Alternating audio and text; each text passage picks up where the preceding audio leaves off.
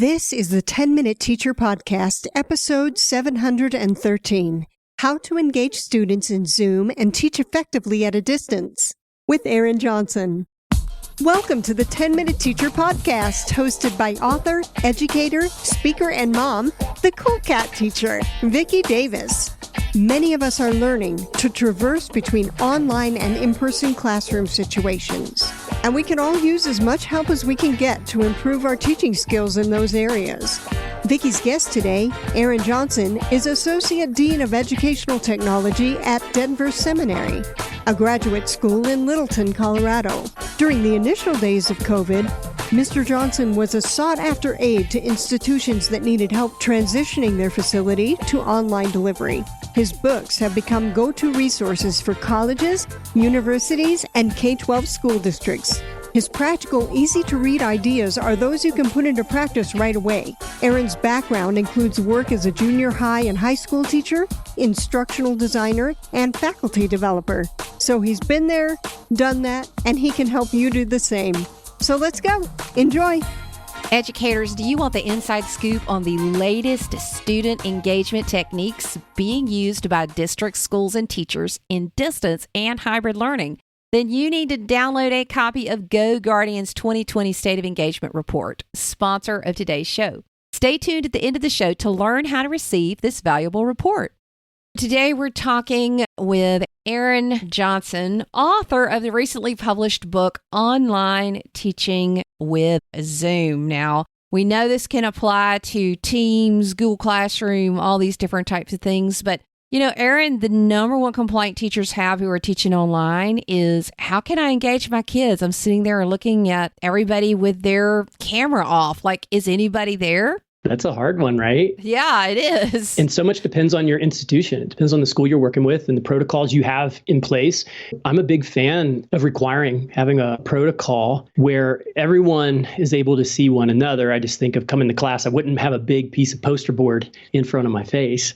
It really changes the conversation. I want to recognize at the same time that it's not that easy. Students are in situations where maybe they don't have the bandwidth to share video because the apartment they're in maybe they're on a shared system and they can't, or perhaps they're embarrassed by their surroundings, or there might be just activity with family members. And so that's where the virtual backgrounds can really be more than just spice, can be more than interesting, can be really helpful. So that's a solution to that, but it doesn't always solve the problem. And I think when you have some of those situations, to address them and to have one-on-one conversations with students who might be in a situation where they just don't feel comfortable sharing their video. And again, that should probably happen offline. So if you have a lot of kids who have their video off, which there are many reasons that you might have it off, is it okay to call on different kids and still ask questions? And is it reasonable to expect them to answer when you call on them? I think so. I think it's similar to being in a classroom and talking with instructors who are saying, my students are on Facebook. And, I might have 35 students in, say, a lecture hall or classroom, and they're distracted by what's on their computer screen. So the solution that's proposed is, I want you to sign a certain commitment on how you're going to use that technology. And my thought is, well, maybe you should consider shifting up your pedagogy where you're in such an active learning environment that you just don't have time to check Facebook.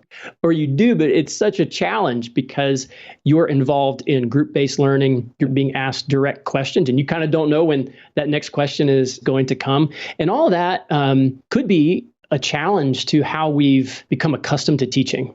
In the Zoom space, I think it demands more of an active learning environment because it's built for a conference. It's built for dialogue and back and forth. So it really pushes us in that direction. And so it creates this need to get a bigger toolbox and get some new tools as we're teaching with our students. Harvard has a great resource on how do you call on students in equitable ways, in ways that honor the students, that don't embarrass them? And how do you create a culture where that's expected in the classroom instead of a surprise?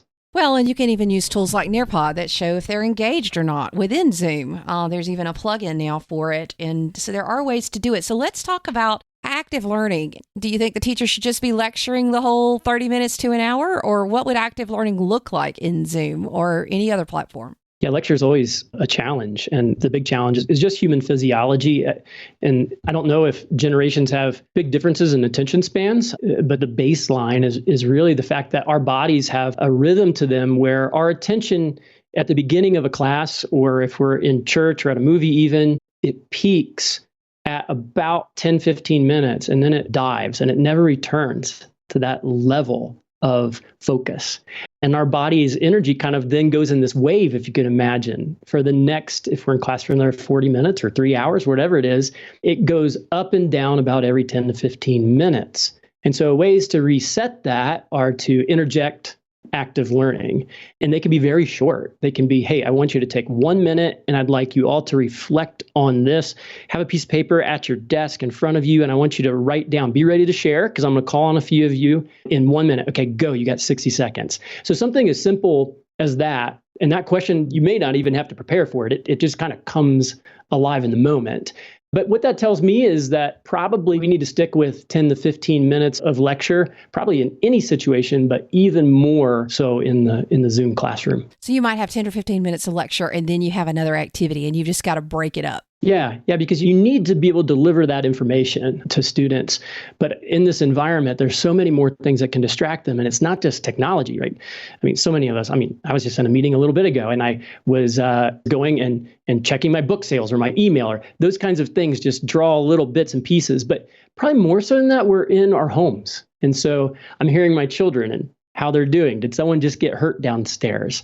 There's so many more things on our mind compared to being in a classroom all together and sharing that focused space. So give us some examples, Aaron. You've done all this research on effective online teaching in Zoom.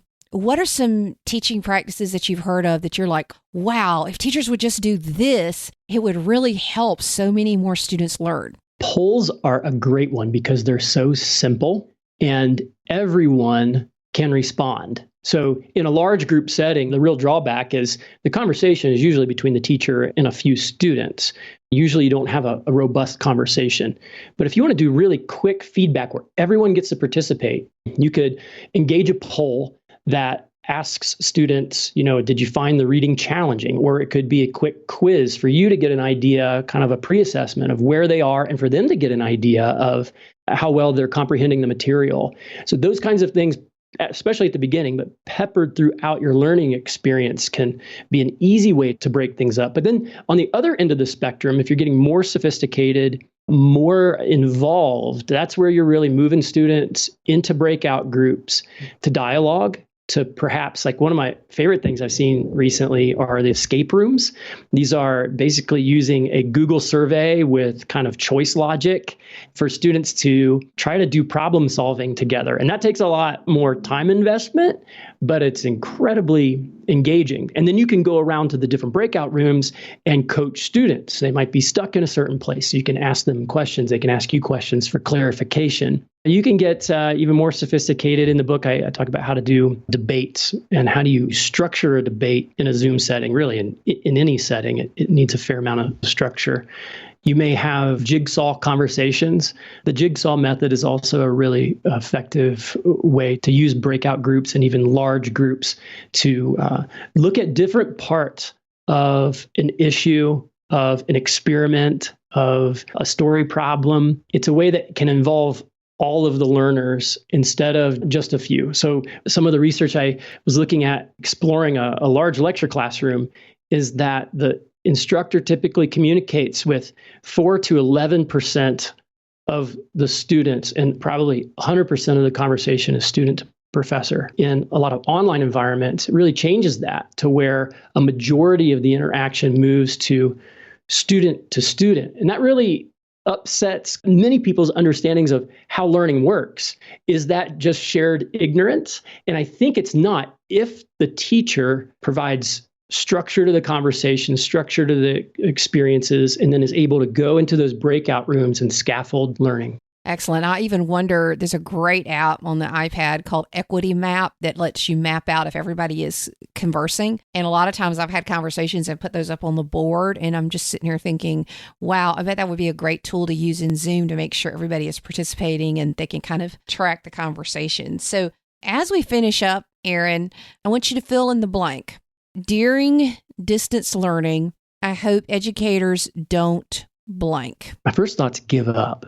And that's because there are so many pressures right now. Like, this is hard. I think of those who are K-12, and this is a tough one right now. The amount of things your brain and your emotions are attending to is just multiplied. And so have compassion on yourself and patience with yourself, and doing your best is enough. It sure is. So thank you for these ideas. The name of the book is Online Teaching with Zoom. Lots of us are doing that now. Thanks, Erin. Yeah, thanks, Vicki. Educators, I've just read an eye-opening report which includes valuable classroom research and information on distance learning best practices. It's called Go Guardian's State of Engagement Report. This is a must-read, so I'm sharing it with you. You may be interested to know that many teaching techniques that boost the excellence of student engagement can also be applied to remote teaching.